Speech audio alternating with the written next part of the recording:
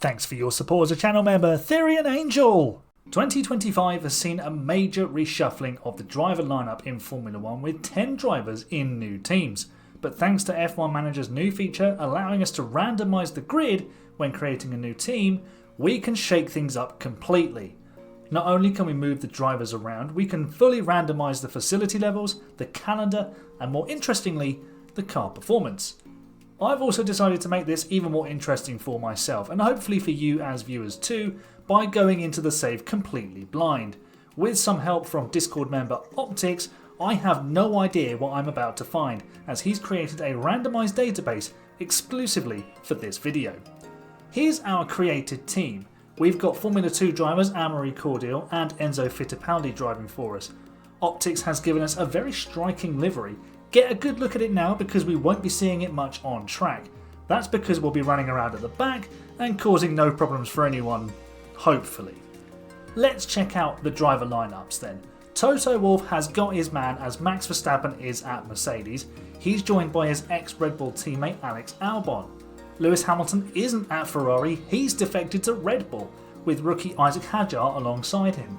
Fernando Alonso and Oscar Piastri are in Ferrari Red, and Charles Leclerc is partnered at Williams by Yuki Tsunoda. It's Liam Lando at Haas, Kimi Antonelli and Pierre Gasly are in the McLarens, F2 champ Gabriel Bortoleto is at Aston Martin with Nico Hülkenberg, Haas real-life pair of 2025 Esteban Ocon and Oliver Bearman are now at Sauber. George Russell and Lance Stroll are now at Racing Bulls, and Alpine has actually retained Jack Doohan, at least for now, with Carlos Sainz leading their lineup.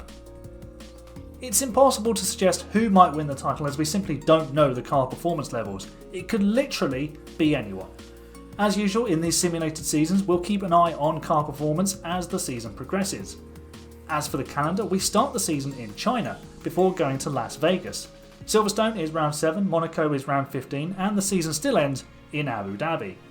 Japan, Spain, Bahrain, Austin, Hungary and Abu Dhabi all host our spring events. Off to the season opener in China we go then, and it's Fernando Alonso who takes the opening win for Ferrari. The Spaniard won from pole position with Lewis Hamilton in second and Oscar Piastri in third. Stroll moved up to fourth place to finish ahead of Verstappen and Russell. Sauber looked like they might have a good season with Ocon in seventh. Albon, Hadjar and Norris completed the top 10. Alonso went back-to-back in Vegas as he came through from fourth on the grid to win by nearly 18 seconds. Piastri, who'd started on pole, was second ahead of Lance Stroll, who snatched P3 from Lewis Hamilton late on. Russell went from the front row to P5 as Ocon scored again for Sauber. Albon was the top Mercedes in 7th ahead of Hadjar, Verstappen and Norris. The Ferrari drivers lead the way in the standings with Alonso 18 clear of Piastri after his 2 victories. Hamilton is third, 3 points ahead of Stroll. So far we've had the same 10 drivers score points in both races, just with different finishing positions for everyone except Alonso and Norris. Hamilton took his first win for Red Bull at Imola ahead of the 2 Ferraris. Russell and Stroll took 4th and 5th, with Hadjar getting his best result in 6th. Verstappen, Ocon, Albon and Norris again scored as the same 10 drivers were once again in the points. Alonso's championship lead is down to 14 as Hamilton moves into 2nd, Verstappen jumps above Ocon and Hadjar ahead of Albon. Hamilton won again at Baku as the championship leader Alonso was 3rd. George Russell got his Racing Bull into 2nd. Does this count as a Red Bull 1-2 then? Piastri finished 4th, Stroll 5th, Norris 6th, Hadjar 7th and Ocon 8th. And we finally had some different point scorers as Hülkenberg was 9th and Charles Leclerc was 10th. Mercedes had a shocking race as Verstappen and Albon both crashed. Hamilton's win brings the gap at the top of the championship down to 3, with Piastri and Russell chasing the multiple champions. Ocon and Hadjar both move up a place each as Verstappen drops 2. Our first sprint of the year was at the legendary Suzuka circuit in Japan, and it was Hamilton who was on top. He beat Alonso and Stroll to reduce Alonso's championship lead to 2 points. Piastri, Russell, Verstappen, Hadjar and Ocon also scored points. But there was drama in the Grand Prix as pole sitter Hamilton was eliminated from the race after colliding with his teammate Isaac Hadjar. He had been set to take the championship lead. It allowed Oscar Piastri to grab the win for Ferrari, thrusting the Australian into the championship hunt. Alonso made it a Ferrari 1-2 with Russell in 3rd. Stroll and Ocon scored well as Verstappen, Norris, Hadjar, Albon and Hülkenberg completed the points.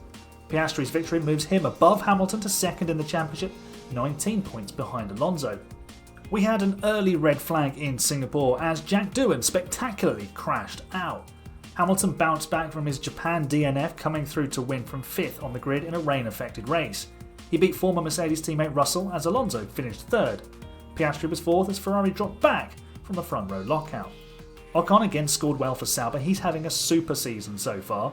Hadjar was 6th, Norris 7th, Verstappen 8th and Hülkenberg 9th as Liam Lawson got his first point of the year in 10th. Alonso's lead is cut to 9 points as Hamilton moves back into 2nd place.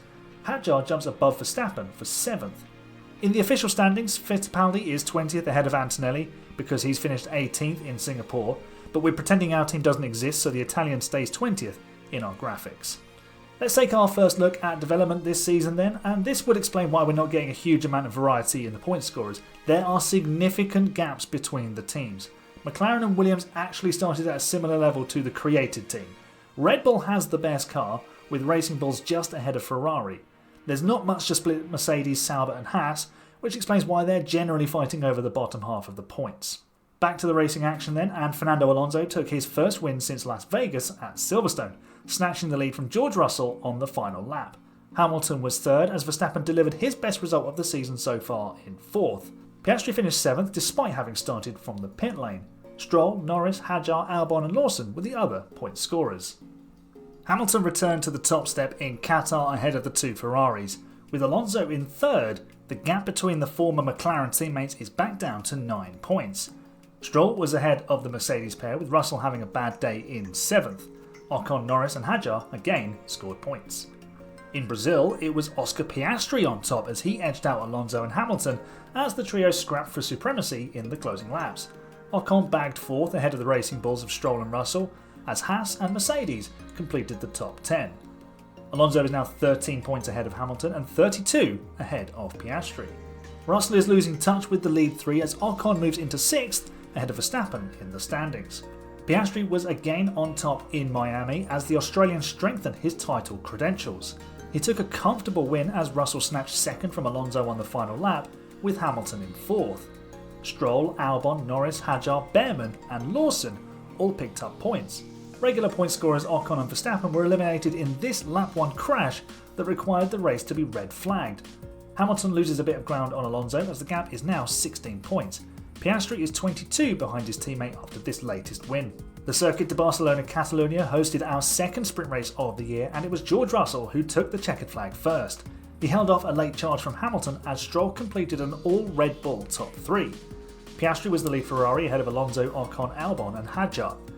Russell used his sprint victory as a springboard to take pole position for the Grand Prix, but he was unable to convert it into victory as Piastri won his 3rd race in a row.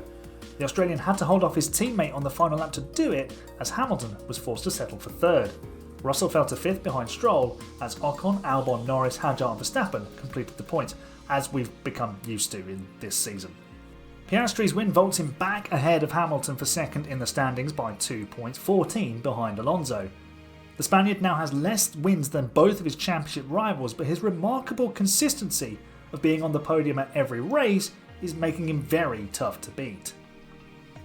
Lewis Hamilton was in contention for the victory in Saudi Arabia, but he made a terrible error, leaving the pit lane and crashing into Ollie Behrman's Sauber. The bad day for the Brits continued as Russell crashed out too. It left the Ferraris fighting Esteban Ocon's Sauber for the win, and it all got a bit messy as the Ferraris collided and then Ocon banged into Alonso's stationary car. Alonso was forced to pit and Piastri was slapped with a 10-second time penalty. Despite that penalty, the Australian went on to clinch a 4th victory in a row, and with it, he took the championship lead. Alonso recovered to 8th. Ocon brought his damaged Sauber home in 2nd, as Verstappen made his first podium appearance of the year. Hülkenberg was 4th for Aston Martin ahead of Albon and Norris. Gasly took McLaren's first points of the year in 7th, and Sainz picked up Alpine's first score in 9th. Lawson took the final point. Piastri now leads the championship by 8 points over Alonso, with Hamilton 28 back in 3rd. Gasly has shot up to 13th with his 7th place. Halfway through the year and Ferrari are dominating the Constructors' Championship. The Red Bull teams are split by 32 points, with Racing Bulls ahead of Red Bull. Mercedes is 4th, with Sauber 5th ahead of Haas and Aston Martin. McLaren had been bottom for much of the season so far, but they've risen to 8th with Gasly's Jeddah points. Alpine and Williams complete the standings. At the halfway mark of the season, Red Bull has the fastest car. They're just ahead of Ferrari and Racing Bulls. Sauber have made recent gains to be marginally ahead of Mercedes, but both are some way behind the top 3. The bottom 4 teams are quite close, but the gap between them and Haas is still quite big. Piastri's run of wins came to a halt at Monza as Hamilton took a much needed victory. Russell held off Alonso's late charge after everyone switched to slicks following a mid-race shower. The Spaniard's P3 left him level on points with Piastri, but the Aussie remains on top thanks to his 5 victories against Alonso's 3. Hamilton is just 11 points behind. Verstappen made up 17 places to finish 4th ahead of Stroll. The top 10 was completed by Hülkenberg, Behrmann, Norris and Albon. Ferrari returned to the top step in Austria though, with Alonso scoring his 4th win of the year ahead of Piastri. The Spaniard grabbed the lead on the final lap to beat his teammate and take the championship lead. Hamilton came home 3rd in another rain-affected race, meaning Alonso now leads Piastri by 8 points and Hamilton by 22. Stroll gained 3 places to reach 4th in Austria ahead of Verstappen and Norris, while Ocon started last and finished 7th, with Albon, Behrmann and Russell the other point scorers. George Russell took pole position in Monaco. Surely this was his chance to get off the mark and win. No! He's crashed at Saint-Denis, and Piastri's hit him too. They're both out of the race. And that has left Hamilton and Norris on the front row with Alonso 3rd at the restart. This is chaos. But the Red Bull driver would go on to retire from the race, handing the victory to Alonso. The Spanish driver's championship lead has swelled to 33 points over Piastri with this win. Stroll got his first top 3 result of the year as Ocon took another podium for Sauber. Albon was 4th, Hadjar 5th and Verstappen 6th. Lawson and Behrmann scored as Williams collected points with both cars. That result also moves Williams off the bottom of the constructors' table. Belgium saw yet more drama as Russell and Hamilton collided whilst debating the lead on lap 32. And it looked like Piastri or Albon would win the race, but they were too focused on each other on the final lap as Alonso swept past the pair of them to win his 3rd race in a row. Piastri came home a disappointed 2nd with Albon finishing 3rd. Stroll was 4th, Hadjar in 5th and Hamilton only managed P6 after the contact with Russell. The remaining points went to Ocon, Verstappen, Russell and Norris. Alonso now has a massive 41 point advantage in the championship over Piastri. Hamilton and Red Bull probably need to win 5 or 6 of the remaining 8 races to be in contention. Victory in a very wet Canada went to Piastri, who dominated from pole position. Stroll excelled in the wet to finish 2nd ahead of Hamilton and Russell. Championship leader Alonso was 5th. Ocon, Albon, Hadjar, Behrmann and Norris picked up the remaining points. We had yet another wet race in the Netherlands. Alonso was winning comfortably, but he collided with Anne-Marie Cordial, which handed Lewis Hamilton the lead. I mean, so much for us staying out of the way and not causing any trouble. Hamilton went on to score a critical win ahead of Russell, with Ocon again in 3rd. Stroll was 4th ahead of the 2 Ferraris as Alonso recovered to 5th. The Mercedes drivers were next ahead of Behrmann and Norris. Hamilton's win means he's 45 points behind Alonso with 6 rounds to go. 3 sprint races still remain, so there's still a chance for him to catch up. But Alonso looked comfortable in Zandvoort before his tangle with Cordial. Piastri could yet put a run of form together too to be a championship force. In the development race, Ferrari have pulled level and slightly ahead of Red Bull, with Racing Bulls also in the mix. Sauber is a lonely 4th best ahead of Mercedes and Haas. McLaren remains the weakest team aside from the creator team, which has done absolutely no development. Alonso's title rivals started on the front row in Mexico, but the championship leader down in 6th. Hamilton's race was hindered by mechanical troubles and a collision with his teammate as Alonso retired from the race with a technical fault too. But it was the Racing Bulls team who triumphed with superior pace and strategy as Russell led home a 1-2 for the team that used to be Minardi. Piastri took 3rd and Hamilton came home 8th, missing a great chance to boost his title bid. Norris was 4th for Haas and Verstappen 5th for Mercedes. They were followed by Ocon and Albon. Hadjar finished 9th and Leclerc picked up a rare point for Williams in 10th. Alonso's lead is cut to 12 over Piastri, with Hamilton still 31 adrift. Is it out of the question that Russell makes up 104 points in the remaining rounds? Probably. Bahrain hosted our next sprint event, which saw Alonso triumph over Piastri. Stroll and Russell both got ahead of Hamilton, who was 5th, with Behrmann, Verstappen and Norris completing the top 8. Lewis bounced back from that disappointment though to grab Grand Prix pole, which he promptly lost to Piastri. The Australian went on to win comfortably ahead of Alonso, slashing the gap between them to 7 points. Ferrari also clinched the Constructors' Championship. Is that something we'll see Lewis and Charles achieve this season? Based on Australia? Maybe not. Hamilton battled more technical gremlins as he fell to 6th place, behind Russell, Ocon and Verstappen. However, he did beat Norris, Hadjar, Behrman and Tsunoda. It means Hamilton's bid for title number 8 is realistically done. He's 55 points behind with 4 rounds remaining. Good as he is, he's not making that up. The title fight rolled into Austin, Texas for another sprint weekend, which saw Alonso hold off Russell to claim the 8 points of victory in the sprint. Piastri was a close third. Stroll, Ocon, Verstappen, Norris and Hamilton made the top 8 finishers. In the Grand Prix, we had a red flag after this collision between Hülkenberg and Tsunoda. It allowed Lance Stroll to catch and pass Alonso, who had been leading at the red flag, to score his first ever win. It's also the first win for a Canadian since 1997 and Jacques Villeneuve. Alonso was second, increasing his margin to Piastri, who was third. Hamilton was fourth in his Red Bull ahead of Russell, Norris, Verstappen, the 2 Sauber cars and Albon. We had a third sprint weekend in a row in Hungary, with Piastri taking the win ahead of Alonso. Stroll and Russell were third and fourth ahead of Ocon, Hamilton, Norris and Verstappen. Piastri also started the Grand Prix on pole, but a weird Ferrari strategy dropped him behind Alonso as the race finished under safety car conditions. Our cars might have had something to do with it, possible fuel issue and there not being enough, but we're still investigating that.